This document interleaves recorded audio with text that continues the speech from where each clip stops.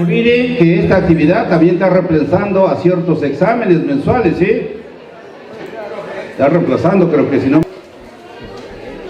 Himno Nacional del Perú. A la voz de 3. 1, 2, 3. Somos libres. No siempre seamos, siempre, aunque niegue sus luces del sol, que faltemos al voto solemne, que la patria al eterno elevó, que faltemos al voto solemne, que la patria al eterno elevó. Que pasemos al voto solemne, que la patria al eterno elevó. En sus cimas los Andes sostenga la bandera que dio bicolor, y a los siglos anuncia el esfuerzo de ser libres, de ser libres, de ser libres por siempre nos dio. A su sombra caminamos tranquilos, y al nacer por sus cumbres del sol, renovemos el gran juramento que rendimos a Dios de Jacob, que rendimos a Dios de Jacob, a Dios de Jacob. Somos libres, seamos, no siempre seamos, no siempre, grande niegue sus luces del sol, que faltemos al voto solemne, que la patria al eterno elevó, que faltemos al voto solemne, que la patria al eterno elevó, que faltemos al voto solemne, que la patria al eterno elevó. ¡Viva el Perú! ¡Viva!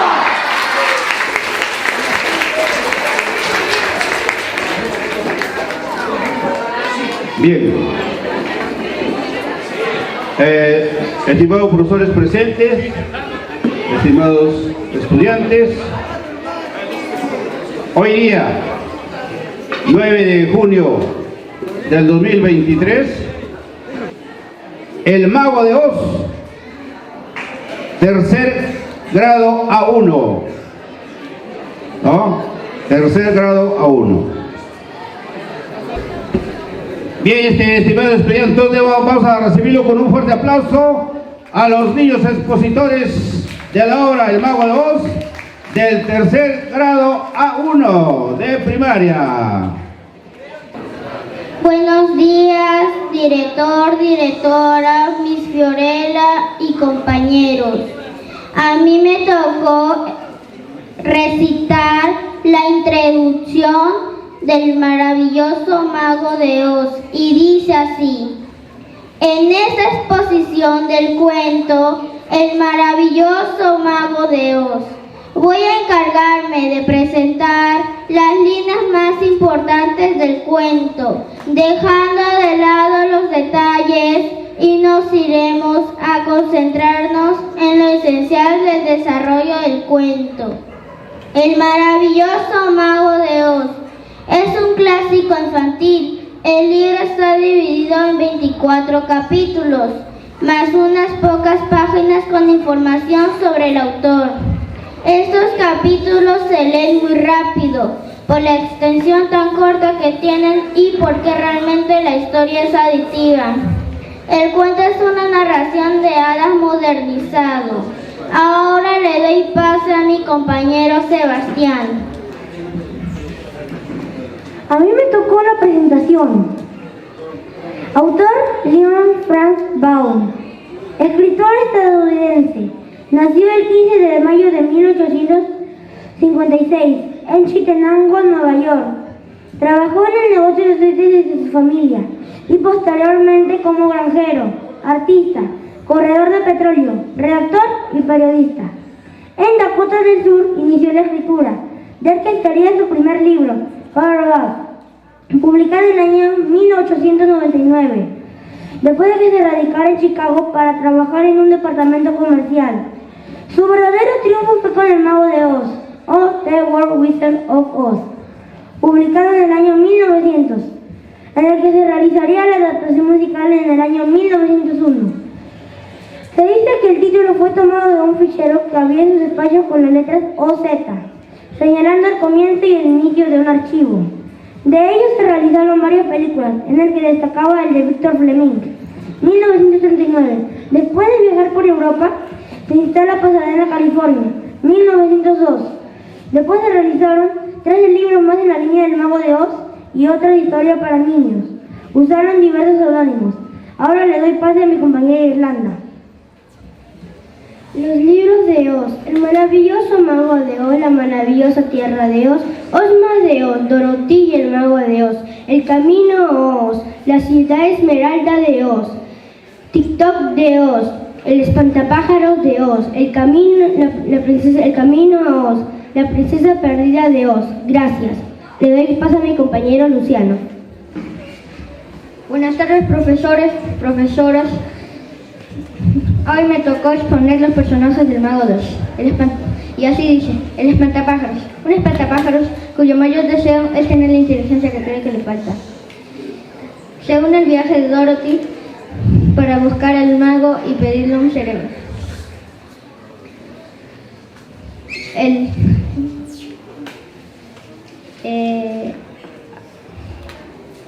El hombre de hojalata. Un antiguo leñador que fue maldecido por la bruja mala del este. Su hechizo hizo que una hacha encantada le cortara cada una de sus extremidades. El leñador reemplazó lentamente cada una de sus partes por material de hojalata, pero no pudo reemplazar su corazón. Quiere pedirle un corazón al mago. El león cobardica, un león que se cree cobarde. La bruja malvada del oeste. Es la hermana de la bruja malvada del este que murió accidentalmente cuando Dorothy le arrojó agua. Es muy poderosa, tiene mucha ansia de poder.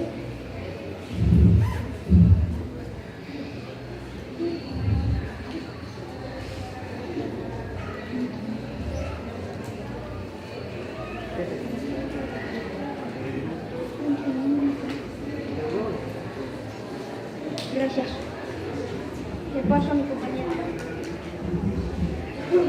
Resumen, Dorothy vivía muy tranquila con sus tíos en la llanura de Kansas hasta que algo inesperado sucedió. Un tornado elevó su casa como un globo en el aire y la llevó hacia las tierras lejanas de Oz. Allí aterrizan ella y su perro Toto y descubren un lugar tan extraño como los sueños. Dorothy anhela regresar a su hogar con sus seres queridos, pero para ello tendrá que emprender un largo viaje en busca del Mago de Oz, quien parece ser el único que puede ayudarla. En su camino conocerá a 3 personajes que la acompañarán: el espantapájaros, el león cobarde y el hombre hojalata. Cada uno también busca de un deseo muy particular. Juntos vivirán una de las aventuras más emocionantes y maravillosas que se hayan escrito. Le doy el pase a mi compañera Vale.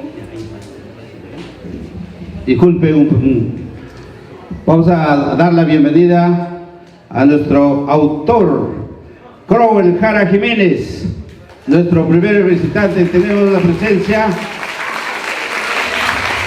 Crowell Jara Jiménez, el creador de las obras literarias. Ustedes ya deben saber qué obras ha creado acá nuestro escritor.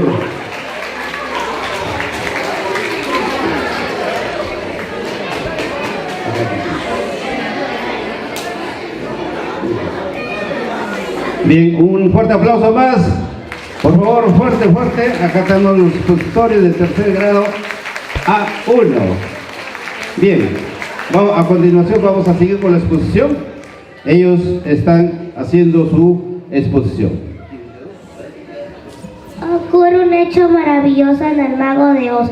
Por los fuertes vientos, Dorothy se golpea y pierde conocimiento.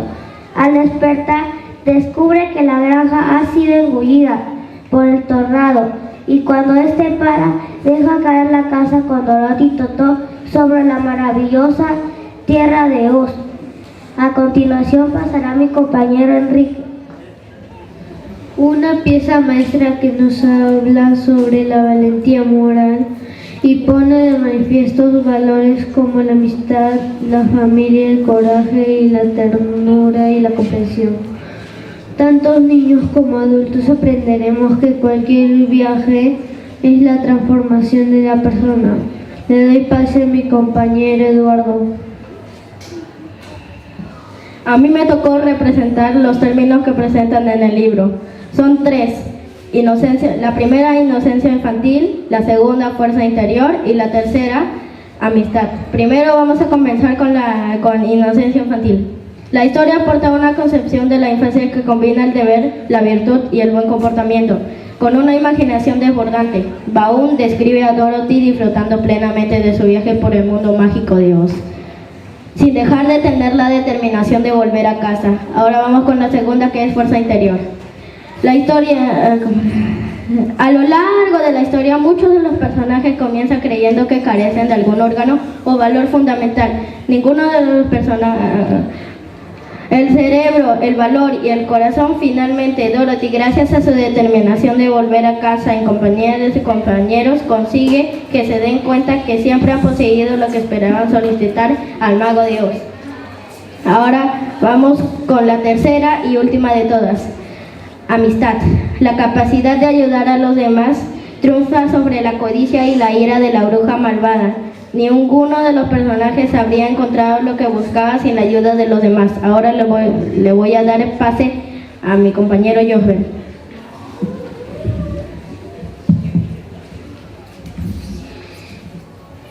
Estilo literario. La redacción es sencilla y se inspira en los cuentos de hadas clásicos. El maravilloso Mago de Oz está escrito de una manera sencilla. Mago utiliza mucho las descripciones, enfatizando los colores brillantes y la exuberancia de detalles para generar imágenes mentales. Mago usa también la repetición con fuerza, las metas, los detalles y otros aspectos de la historia se repiten al igual que los acontecimientos de la trama. Interpretaciones sobre la obra del Mago de Oz. El maravilloso Mago de Oz se interpreta con frecuencia como algo más que un cuento para niños. Se le han atribuido complejas teorías políticas, sociales e históricas. Populismo. Una de las teorías más famosas implica el movimiento que se derrumbó a finales del siglo XIX, vinculado al debate sobre las políticas monetarias.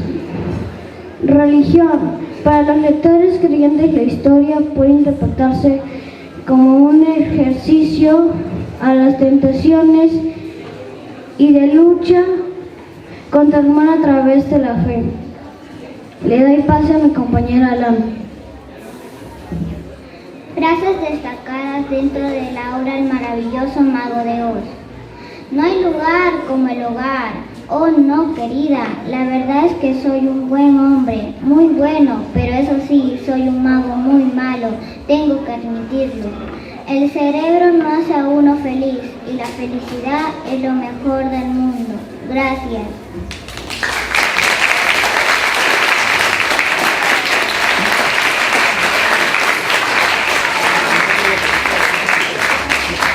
Muy bien, fue la exposición todos de los niños del tercer grado A1 de primaria, ¿no? Ustedes han podido apreciar sobre el maravilloso Mago de Oz. Una vez más, fuertes aplausos para los niños.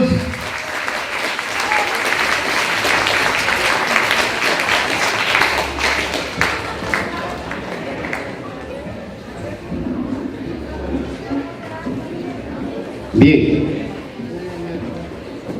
A continuación tenemos acá, me imagino que ya están presentes, la exposición de proyecto de emprendimiento. ¿Están? Los encargados de la exposición del proyecto de emprendimiento de importación, por favor, ¿están? Bien, vamos a recibir también a nuestra directora fundadora, la Miss Gladys Inocente, que ya está también su presencia acá. También tenemos la presentación de Enilza Novoa, todavía no ha llegado. Presentación Trotamundos de Ricardo Ayón. ¿Alguno de ellos está? De nuestra feria de nuestra sexta feria del libro herediano. Vamos a dar la palabra, los micrófonos a nuestro autor, Crowell Jara Jiménez. Fuertes aplausos.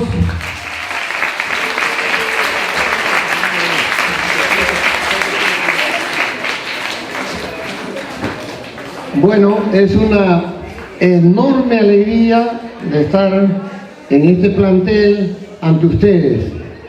Cuando recién ingresaba, yo siempre recuerdo pues mi etapa escolar y estaban hablando del Mago de Oz. Entonces yo me pregunté, ¿qué edad tendrán los niños? Yo quisiera saber cuál es el niño menor que hay aquí. ¿Qué edad tienen? ¿Quién es el niño menor? ¿Alguien tiene 8 años? ¿Quién tiene? Ahí están. Quiero verlos bien, quiero verlos bien. Ahí están de 8 años. ¿Hay un varoncito de 8 años? Ya, hay un varón ahí. ¿Saben por qué pregunto? Porque yo a los 8 años empecé a escribir cuentos hasta ahora. Empecé a ser escritor. Mi papá me preguntó, ¿qué quieres ser cuando seas grande? Yo dije, quiero ser escritor. Mi papá era un tesoro, buenísima persona, con decirles que nunca nos castigó. Era puro cariño, pura ternura, nos compraba los libros que le pedíamos. Siempre fuimos muy amigos con mi papá, no solamente fue mi papá. Entonces, cuando yo veo a un chiquito de 8 años, yo me río porque yo decía, caramba, yo quiero ser escritor porque estos cuentos que leo me gustan y yo quiero hacer algo parecido. Así me preguntaba. Ahora, ustedes saben que después hay concursos en los colegios y naturalmente me gustaba escribir. Y la profesora Rosa Fernández de Paredes, mi profesora de primaria, del segundo de primaria, me decía que escribía bonito. Y me premiaban pues, en el tercero o cuarto también gané premios por escribir. Y en la secundaria también, y en la universidad también. O sea que yo sentía que era natural en mí la escritura, ¿no? ¿Será que por eso tengo ahorita más de 50 libros? ¿Será que he ganado varios premios nacionales? O sea, creo que nunca me arrepentí de ser escritor. Ahora, los temas que yo trato son temas peruanos, sin perder el tono universal. Ahora yo dirijo talleres de creatividad, de cuentos, de novelas, hago guiones de teatro, se están por presentar obras mías en teatro, hago guiones de cine. Y ¿cómo logré todo esto? Por el amor a la literatura. Ustedes me preguntarán, ¿y qué le ha dado la literatura? Bueno, la literatura ha hecho que me inviten a pasear por otros países, que me inviten a otros departamentos acá de Perú. Entonces yo prácticamente he recorrido casi todos los departamentos, costa, sierra, selva. Y, por ejemplo, anteayer estuve en avión viajando de Huánuco a Lima, ¿no? Me recibieron ahí varios planteles, fueron experiencias muy bonitas. Me doy con que en Huánuco, por ejemplo, hay concursos de lecturas, comprensión lectora, y concursos buenos con cierto apoyo monetario, ¿no? Y que los ganadores pues tienen una memoria prodigiosa y tienen una capacidad de leer muy especial porque aprenden, reflexionan, memorizan, conversan. Como me estoy dando cuenta que aquí está ocurriendo algo parecido. Cuando escuché a las niñitas y niños aquí en este lado, yo me sentí muy feliz porque yo dije, estoy en un ambiente que me es muy familiar, están hablando de literatura. Me gustó más, ¿saben qué? Cuando se levantan los niños, me saludan porque creían que yo era el autor del Mago de Oz. Lo felicito por haber escrito ese libro del Mago de Oz. Y yo me desjarañé, pues yo me reí. Porque el Mago de Oz pues nació en 1900, yo tendría más de 100 años, ¿no es cierto? Y no, pues yo ya quisiera ser el mago, pero tengo mis libros también. Ahorita me están sacando en la editorial de San Marcos más de 12 libros, creo, para la Feria Internacional. No sé si les alegra lo que les voy a decir, pero ojalá que los motive a ustedes. ¿Será que mis libros gustan tanto, aparte de que he ganado premios? Me han dado últimamente el premio Casa en la Literatura. Gustan mis libros que me han dado el nombre para la Feria Internacional. O sea, la Feria Internacional de Lima va a darme un homenaje. Yo lo digo porque yo fui de pueblo joven, porque yo fui de lugar muy humilde, con padres humildes, y entonces mi empeño siempre fue la lectura y la investigación. A mí me gustaba mucho la historia. Yo leía libros de historia y me ha servido mucho porque tengo novelas sobre César Vallejo, su vida, su biografía, visto como biografía, también historia y como ficción, ¿no es cierto? Ahora, en las universidades se enseñan también hoy día en las escuelas de creatividad, ¿no? Enseñan cómo son los cuentos, cómo son las novelas y otras formas literarias. Eso porque en el fondo hubo una motivación que fue un accidente, distinguido amigo. No me querían aprobar la tesis, porque yo llegué a San Marcos para ser escritor, dije, y los catedráticos me dijeron, oiga, acá usted viene a ser teórico, y no me dejaron hacer la tesis durante 10 años. Después me llamaron para que haga la tesis, y es que mi tesis era de metodología de la escritura de cuentos, novelas, guiones de cine, obras artísticas. ¿Y cuánto ha servido? Me la aprobaron. ¿Cuánto ha servido? ¿Sabes por qué? San Marcos iba a cerrar la escuela de literatura porque no habían alumnos. Decían que no sirven, ahora van a decir que sí sirven. La literatura no sirve. Y eso decían antropólogos, los principales de las universidades en el país. Pero ¿qué ocurrió? Que me aprobaron la tesis y dijeron, así como hay teoría, con Cromwell Jara empezamos la práctica en la universidad. Y ahora en la universidad hay cantidades de alumnos, ya no la van a cerrar porque hay muchos alumnos que hacen su maestría preparándose para ser escritores de cuentos, de novelas, guiones, de teatro, cine. Y en todo el país se imita eso, por mi culpa. Por mi culpa. Yo estoy feliz pues que la literatura se tome en cuenta. Le voy a decir una cosa. Dicen que los escritores como a Vallejo eran locos, que la literatura no sirve, que el arte no sirve. Y un famosísimo, Oscar Wilde, dice, ¿para qué sirve el arte? Para nada. Falso. Falso de lo más falso. Eso es totalmente falso. Yo le voy a decir por qué la literatura sirve. ¿Saben por qué?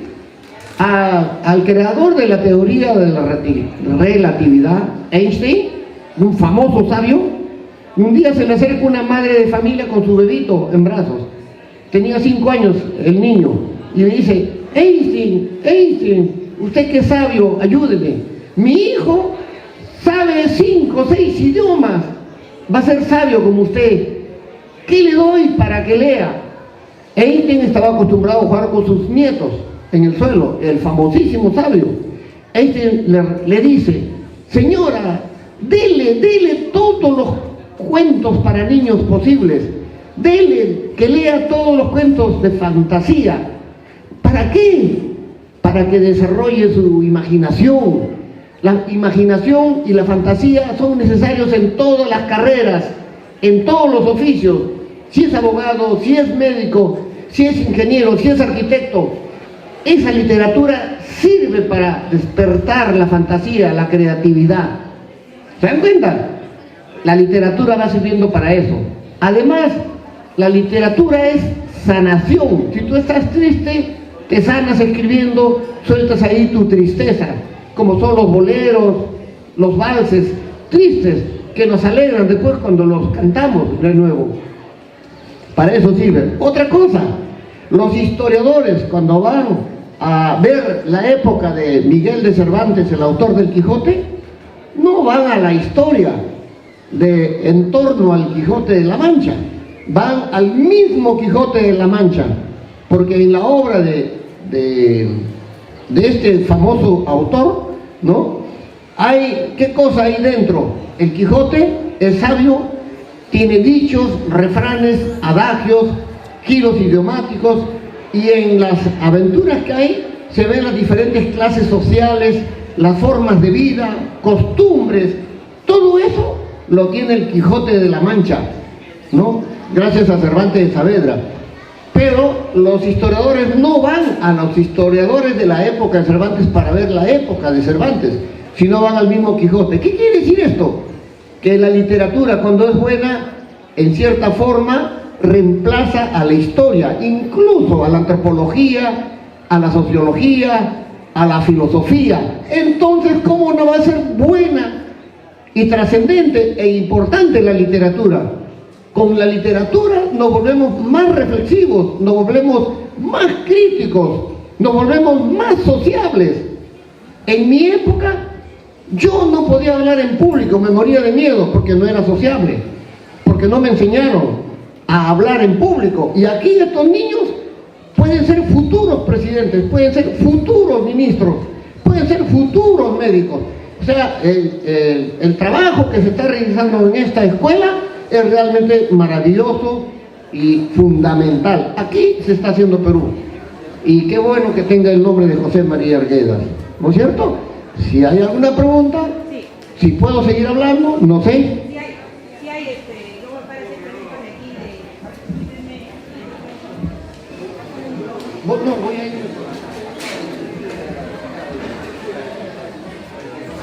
Tenemos preguntas, ¿cierto? Hemos preparado nuestras preguntas para Cruz de Jara porque sabíamos que iba a venir.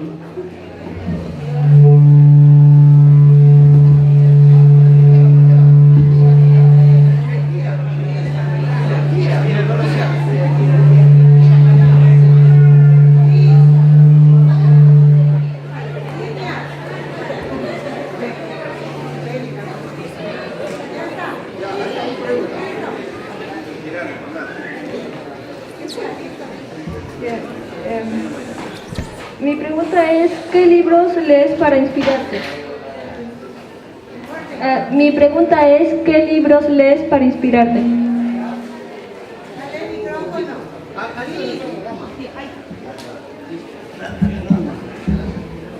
¿Qué libros leo para inspirarme?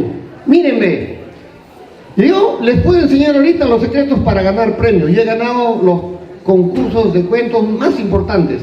Y saben que mis alumnos ganan los primeros lugares en los concursos más importantes, 35.000 soles, 45.000 soles, ¿no? ¿Cuánto ganan por escribir un cuento? ¿Pero por qué ganan? Porque hay técnicas. El cuento no es solamente inspiración, el cuento también es una estructura, como un reloj, como una silla, es una estructura que hay que saber construir la silla, o hay que saber construir el reloj. Todo tiene su lugar en el reloj. Cada pieza es importante. En el cuento también, cada personaje es importante, todo tiene su lugar, cada diálogo es importante, cada palabra es importante. En un cuento bueno, ni una palabra más, ni una palabra menos, ni un diálogo más, ni un diálogo menos, ni un personaje más. Si ponen personajes, voy a hablar en términos populares, por las puras ponen puros personajes y no funcionan dentro de la trama, entonces ¿para qué los ponen?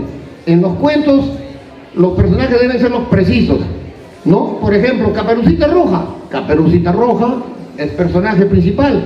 El antagonista, el lobo, personaje principal. La mamá de Caperucita, personaje principal. Y al final, los cazadores, personajes también importantes porque atrapan al lobo. O sea, son fijos los personajes. Así deberían ser los cuentos. Ahora, yo dije que escribía desde que tengo 8 años. No les he mentido. Muchos seguramente fanfarronean, ¿no? Yo hablo la verdad porque estoy ante ustedes y a ustedes no les puedo mentir. Yo me identifico mucho con ustedes. Yo he sido también estudiante, he sido alumno, he sido niño, ¿no? Y entonces yo les digo que uno de los secretos para hacer un cuento, en primer lugar, yo me dije a los 8 años, he leído varios cuentos, yo quiero escribir así me decía yo. Y ahora, ¿cuál es el secreto de estos cuentos para hacerlos igual? Así, escribir así. Entonces, descubrí que todo cuento es una aventura. Mírenme, hasta ahora me funciona. Para mí todo cuento es una aventura que tiene otra aventura y otra aventura. Así es Caperucita Roja, así es Blancanieves y los 7 enanitos. Esa estructura se quedó en mi cabeza y desde ahí amplié mi visión, llegué a la universidad, estudié teorías y tengo 5 libros de metodología de creación de cuentos y novelas. En el país nadie las tiene. Me jacto porque ¿saben qué? Siempre en la universidad nos hicieron creer que Vladimir Propp, que Greimas, que los estructuralistas, que los semiólogos, y no me sirvió nada, para nada eso. Entonces yo decía, ¿por qué no me sirve? Porque cada teórico tiene su propia teoría, ¿no? Y ahí viene la confusión. Entonces yo dije, no, yo quiero algo práctico que le sirva a todos. Y entonces eso se llama metodología, la manera o modo como se hace una cosa. En este caso, la manera o modo como se hace un cuento o una novela. También se nos decía en la universidad que el cuento tiene una forma, es breve, y la novela tiene una forma, es larga. Que la novela es explicativa y que el cuento sugiere. Para mí, falso de lo más falso. Ya pasaron los tiempos. Ahora para mí un cuento puede reunir las técnicas del cine, las técnicas de la pintura, mis novelas, Pancho Fierro últimamente escritas, mi novela de César Vallejo, se llama Phil Vallejo, la otra novela, Molotov Suite, que trata sobre la Universidad de San Marcos y toda mi época, ¿no? Durante 20, casi 30 años, ¿no? De mi muchachada. Todas ellas tienen ahí dentro poesía, cuento, todas las técnicas sabidas y por haber, y es novela. Y si tú quieres, lees un capítulo como si fuera cuento. Entonces hay una versatilidad y hay una gama, ¿ya? Cuando me dicen, si alguien me dijera, esto ya es una novela, allá él que crea que esto es una novela. Esto es un cuento, allá él. Lo que me importa es la calidad, no la extensión.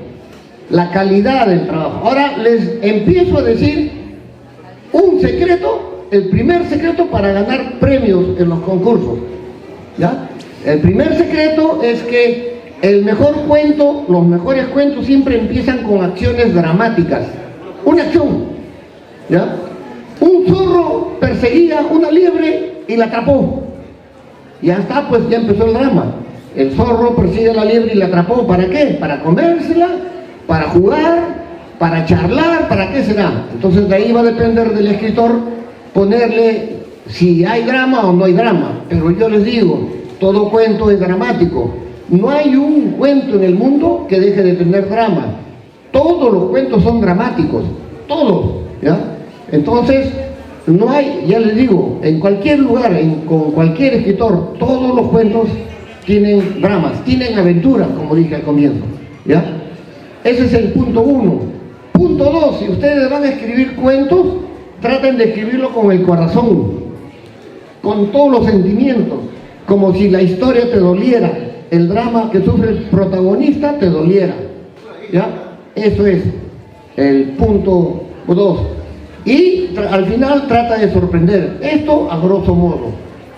No sé si me extendí mucho y no sé si hay otra pregunta que me quieran hacer. Si hay otra pregunta que me quieran hacer, ya, ahí está. No, acá baja el muchacho, el joven. Corre como 100 metros planos.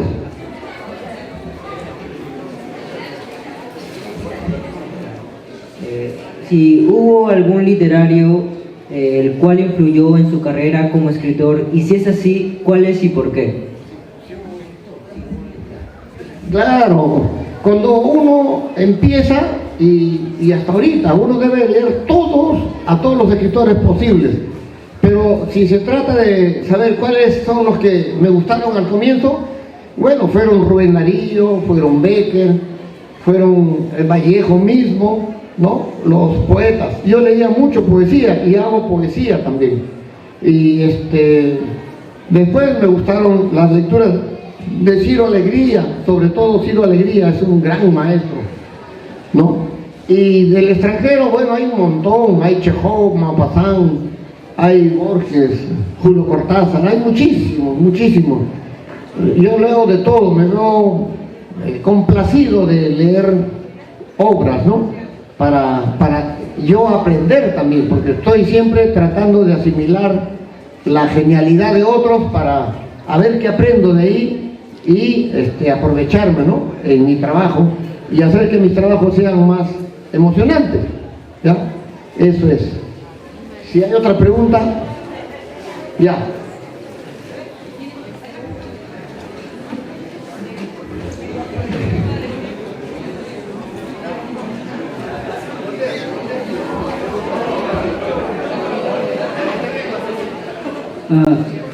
Quisiera preguntarle, ¿sí? Quisiera preguntarle en qué se inspiró sobre el cuento El Carachoso. El cuento Carachoso. El cuento se llama Sarnoso. A ver, le voy a contar la anécdota de Carachoso. Yo estaba tomando el bus para dar unas charlas allá en Trujillo. ¿Me escuchan? Escuchen pues, escuchen. Estaba yo en el bus y en el bus, para subir ya hacia Trujillo, aparece en una pantalla de televisión un perrito sarnoso, huesudo, y me dio pena.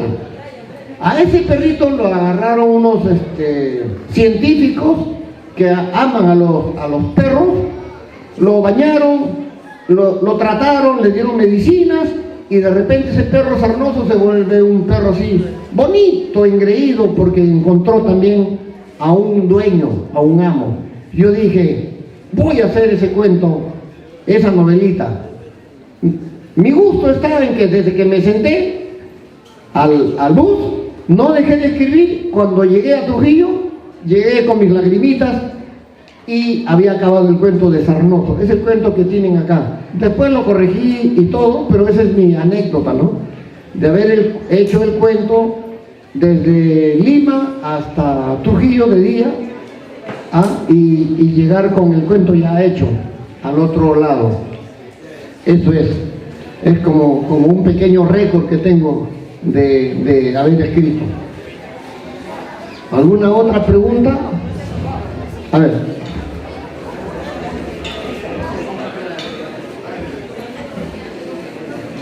¿Cuál considera que es su mejor libro que ha tenido en toda su carrera? Bueno, ¿saben qué cosa? Si yo les pregunto a ustedes, ¿cuál es el libro más famoso de Abraham Valdelomar? Caballero Carmelo. ¿Cuál es el libro más famoso de Vallejo? Los Heraldos Negros. O sea, la tendencia es que el primer libro es el que merece el reconocimiento en el autor. Aunque Vallejo tiene los poemas más importantes, están en España, aparte de este cáliz, y en Poemas Humanos. El poemario de Trilce sí revolucionó la época porque inventó un nuevo lenguaje poético diferente a otros que no fue reconocido en su época, pero al inventar esto transformó la poesía en el mundo. De ahí Vallejo se apoya en Trilce para hacer después Poemas Humanos y España aparte de Cáliz. Ahora, yo digo esto porque Cuando yo publiqué el primer libro se llamaba Montacerdos, ¿ya? Y ahora todo el mundo cree que Montacerdos es mi mejor libro. Montacerdos pues está estudiado en Estados Unidos. Tengo la suerte de que me llamaran hace 2 años más o menos para pedirme el original en fotocopia, para que lo estudien allá, y me pusieron entre los 10 mejores escritores de Latinoamérica estudiados como Montacerdos. Se ha hecho de fama porque en Chile, yo estimo a los chilenos, no vayan a tener enemistad con otros países, ni Ecuador, ni con Chile, olvídense eso de las guerras. Las guerras las inventan los gobiernos, que son empresarios para que peleen los pueblos, o sea, nosotros, carne de cañón, nos utilizan para que nos enseñan a odiar, y no es justo eso, porque las riquezas se producen entre ellos, así como últimamente se vio en Ecuador, la guerra de Perú y Ecuador. ¿A dónde voy con esto? Que en Chile, sin embargo, mi cuento Montacerdos da motivo a que me lo publiquen allá y no reconocen mis derechos de autor. O sea, el chileno inventa el anticucho es chileno, la chanfainita es chilena, el pisco es chileno, porque le pone lo inscribe en un registro mundial y dicen que ellos son los dueños de eso. Y así también un día me publican allá Montacerdos, y hay allá en Chile una editorial Montacerdos, que yo agradezco porque me hicieron más internacional, entre comillas. ¿Ves?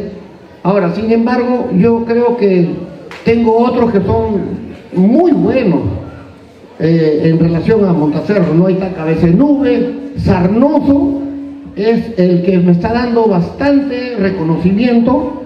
¿Por qué? Porque tiene muchos valores, y porque dentro de Sarnoso hay personajes que aparecen como Blancanieves, aparecen la Cenicienta, aparecen Pinocho, que se interrelaciona con Sarnoso, el perrito que había sido promotor cultural. Como perrito dentro de la fantasía, era promotor cultural, y en su mochila llevaba libros clásicos que leía él, ¿no? Eso es. Si hay otra pregunta.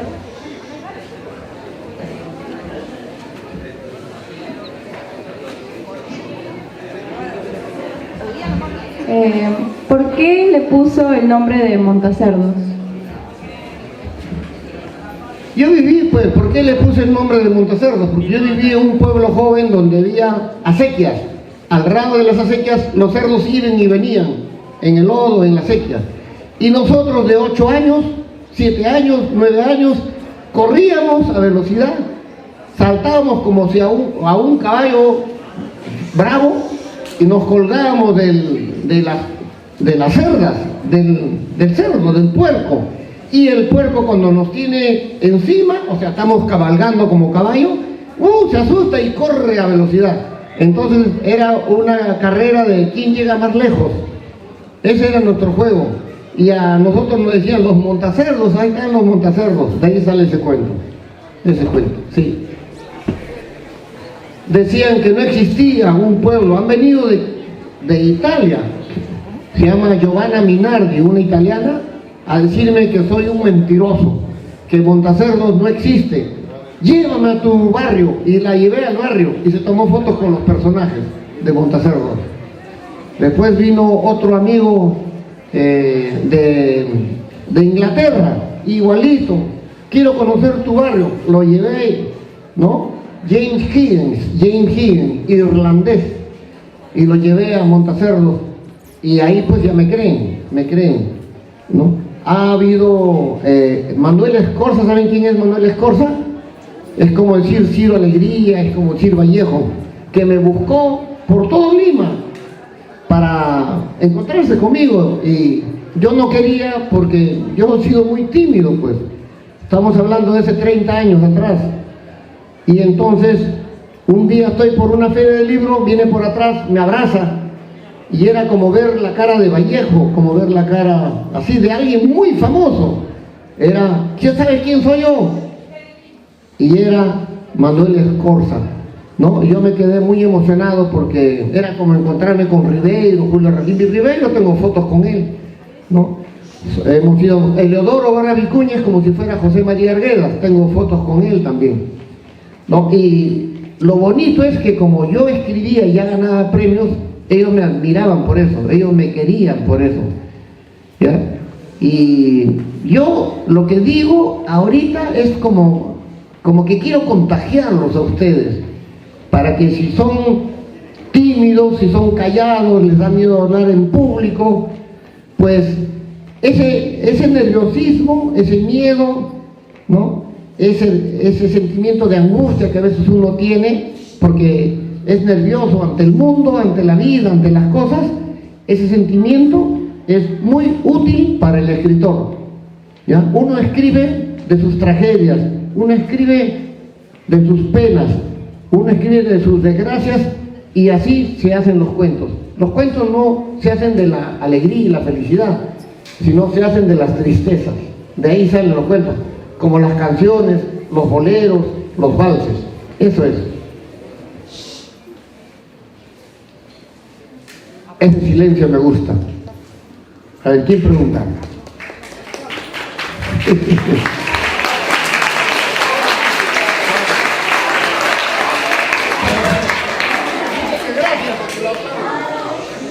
¿Cuál fue su último cuento y cómo se llama? Qué bonita pregunta. Acabo de hacer un cuento que acaba de salir en una antología del cuento universal. Parece mentira. Se llama, a ver, es tan reciente. Martín Campana se llama. ¿Y saben cómo empieza? Martín Campana tenía un toro.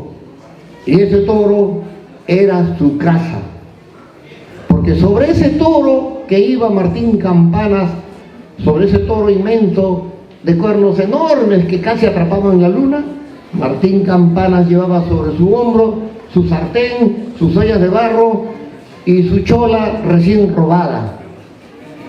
Esa historia me la contaba mi abuela en la Sierra de Piura. Cuando se querían casar había que raptar a la chica, ¿no? La encostalaban y se iban un tiempo, y así después se casaban. Y mi abuela me decía que antes la gente era tan pobre que no tenían casa, y su casa era el toro. Montaba el toro, iba con sus cosas, sus ollas, sus sartenes, su mercadería, y se iba de pueblo en pueblo a arar la tierra. En otro pueblo a arar la tierra y ganaban plata. Arar la tierra en otro lado, y así vivían ganando dinero. Pero no tenían casa, y mi abuela se reía. Y han pasado, ¿saben cuántos años? ¿Saben cuántos años? Mi abuela me contaba de que yo tengo uso de razón. Ella me hizo cuentista. Tengo 70 años de tener en mi cabeza esa historia, y recién hace un mes la he escrito. Y apenas salió la historia, me dio risa. La aceptaron al toque y está en una antología del cuento clásico universal. Ya lo hicieron clásico. ¿Ah? Me da alegría. Gracias por la pregunta última.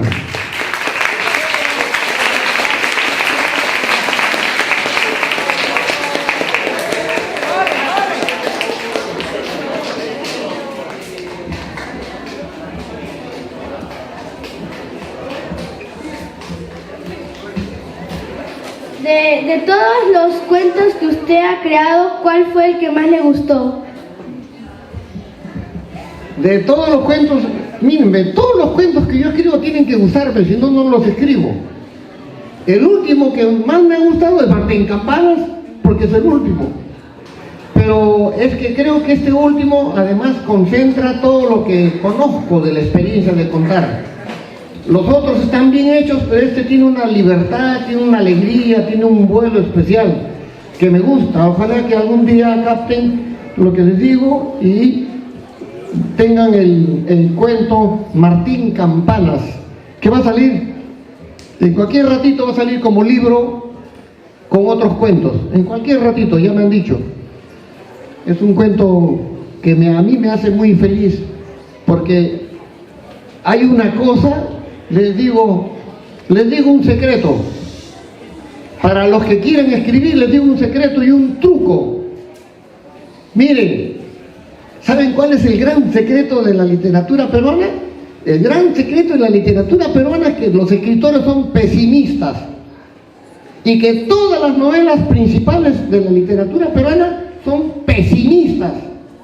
¿Por qué? El mundo es hecho y ajeno acaba con la derrota del pueblo de Rumi. Acaban muertos los protagonistas que reclaman por injusticias. ¿Se dan cuenta? En todas las novelas, en los cuentos de Rivero, todos son derrotados. En los cuentos, en las novelas de Vargas Llosa hay derrotas y vergonzosas, con finales de derrotados. Entonces, si así es la literatura peruana, me dije yo, no me gusta. Yo soy peruano. ¿Y por qué no me gusta? Porque yo conozco también de victorias, yo conozco también de éxitos, y yo tengo optimismos por la vida. Tengo optimismos, o sea, alegrías. ¿Y en qué consiste entonces mi vida si está hecha de tragedias? Que dentro de las tragedias también tengo victorias. Acabé la primaria, fui feliz. Acabé la secundaria, fui feliz. Gané premios, fui feliz. Son victorias.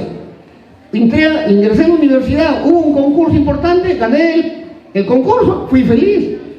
O sea, hay muchas cosas entre ustedes también que los hacen alegres y se ríen y son felices. Son pequeñas victorias. ¿Y por qué no se escribe de eso también? Entonces, en mis novelas no van a haber cuentos con final infeliz. Serán trágicos. Habrán muertes, habrán batallas. Y nadie me gane en eso, por si acaso. El que a mí ha leído sabe muy bien que en mis novelas hay batallas campales, batallas de lucha a cuerpo, con muertos.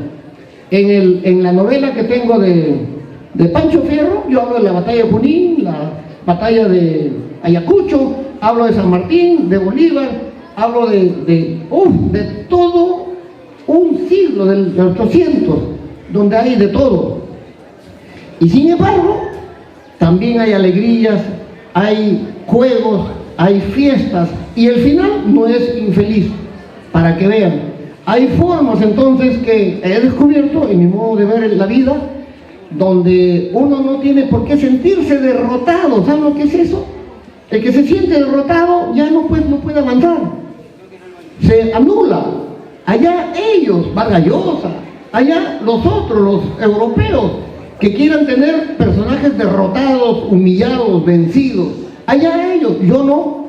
Yo podré tener personajes derrotados, vencidos momentáneamente, pero al final siento yo que debo poner el optimismo para salir de esta vida miserable que nos rodea muchas veces. Y así hay otro mérito para las chicas. Yo me jacto de que en la literatura peruana yo pongo en primer lugar la presencia de la mujer.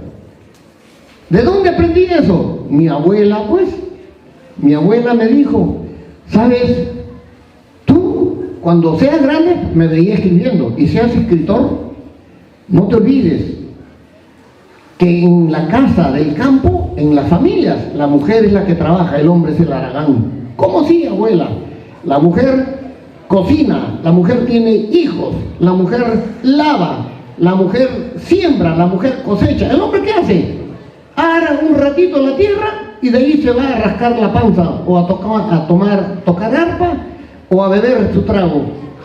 Y vive por ahí borracho, en tanto que la mujer está alimentando a los hijos y es la que da el cuerpo, es la que enfrenta la vida.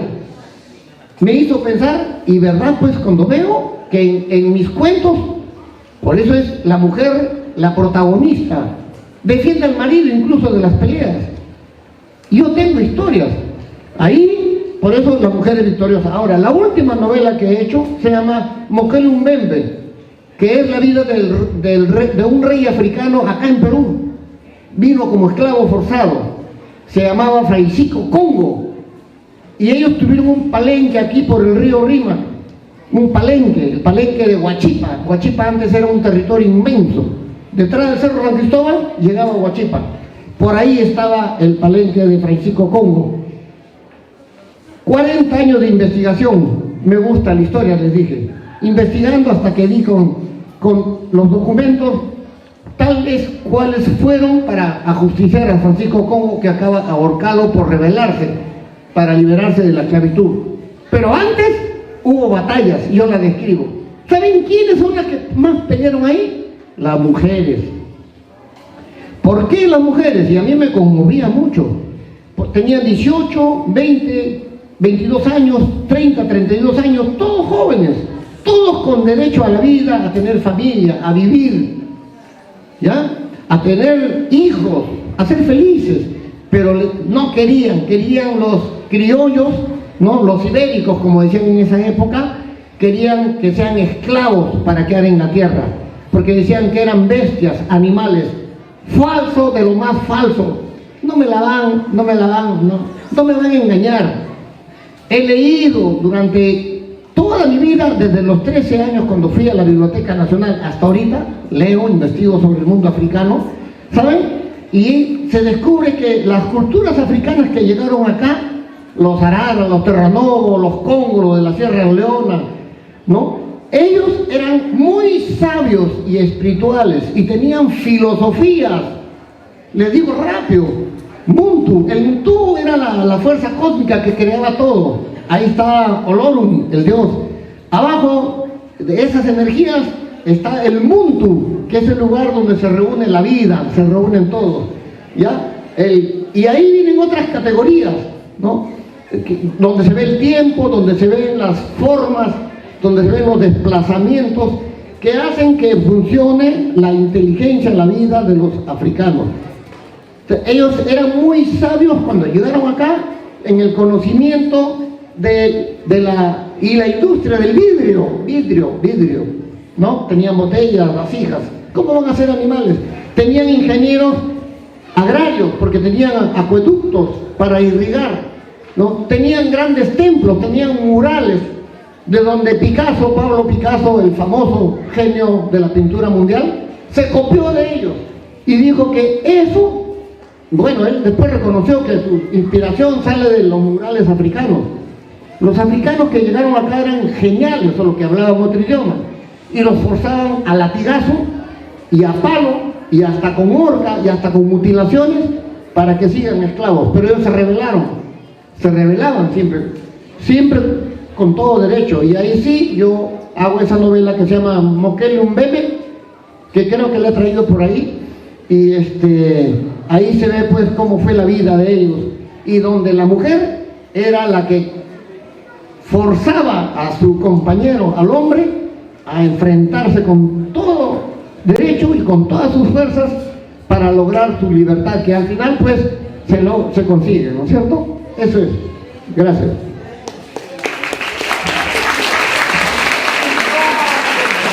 Miren, qué interesante. Ya. ¿Una más se dice? ¿Sí? Bueno, primero que todo, buenos días. Solo quería preguntar si usted menciona que el secreto de la literatura peruana fue los finales pesimistas, digamos, ¿no? Y bueno, creo que a veces desde mi punto de vista ese final fatalista, o incluso las canciones también que tienen un tono fatalista, triste, a veces afectan a nuestra concepción de la realidad, ¿no? Pero quería preguntarle si es que usted cree que con ese nuevo estilo que termina en un final feliz, que da esperanza, fe, que termine bien, se podría iniciar podría marcar un antes y un después en la literatura peruana. O sea, que dejemos ese tono fatalista al final de las historias y comencemos un tono más positivista, y tal vez si eso podría trascender a nuestra vida diaria. ¿Usted cree que de verdad podría ser así? Mira, tu pregunta es, aplauso para el amigo. Es una pregunta muy inteligente la que me hace, ¿no? Porque me pone en una situación filosófica fundamental ante la historia peruana, de la literatura y de la historia del país. El hecho de que nuestra visión en la historia, porque la historia la hacen los señores que están bien sentados en sus pupitres, pero no la hace el pueblo. Hay dos historias, la historia oficial y la historia del pueblo, ¿no? Entonces, esa historia del pueblo todavía no se hace. Yo soy del pueblo y te digo que yo no me siento derrotado. Entonces, yo veo que nosotros, si escribimos, debemos tomar una postura de con esperanza y con la ilusión de poder resolver nuestro futuro inmediato a través de muchas formas que nos la pueden explicar los antropólogos, sociólogos, los mismos filósofos, los mismos historiadores, para no caer siempre en la misma tontera de ser pesimistas, que porque soy peruano entonces soy un vencido, un derrotado. No es así. Y en mis novelas, ojalá tú las leas, o en mis cuentos, vas a ver cómo se sale del problema el personaje a través de un ardid, de una picardía, a través de una astucia, de una inteligencia, o a través de su lucha misma, ¿no? Para no caer en la humillación. Siempre hay posiciones, incluso hasta psicológicas o filosóficas, que pueden dar salida y no caer en el pesimismo como lo hacía Ribeiro. Pues qué pena, porque es bien fácil. Ya me cayó la desgracia, ya me dejó morir, pues ya me dejo vencer. Así no es, pues, así no es. En el fondo es eso. Y Vargas Llosa lamentablemente cae en eso también y se burla de la gente vencida. Ojo. Gracias. ¿Ya?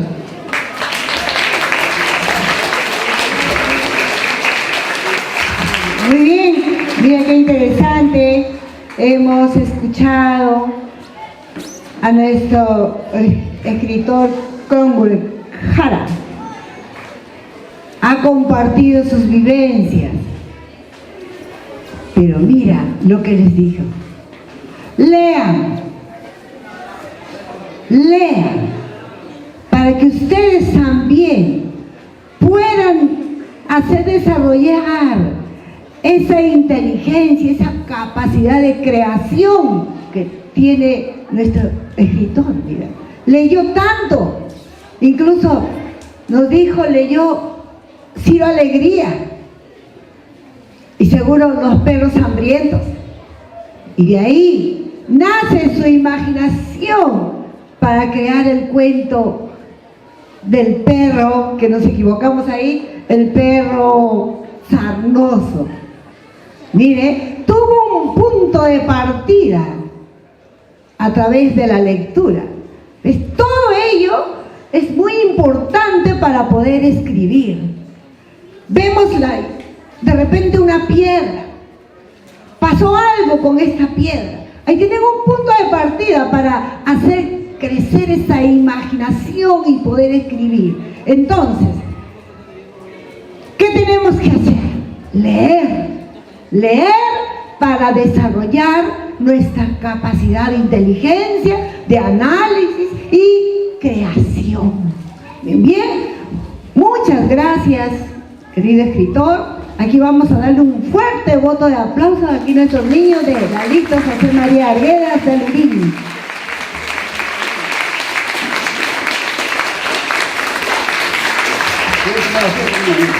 Bien, jóvenes, de esta manera agradecemos de una forma muy especial la presencia de nuestro escritor Cromwell Jara, ¿no? Él va a estar también en las diferentes salas, en la sala de exposiciones, ahí tiene algunas muestras de su obra. Continuamos con el desarrollo. En esta oportunidad tenemos también la exposición de tercero a 1 secundaria, ¿no? ¿Ya está listo? Tercero a 1 secundaria, Amor Mundo. ¿Sí? ¿Quién le toca exponer acá, por favor? Adelante, adelante.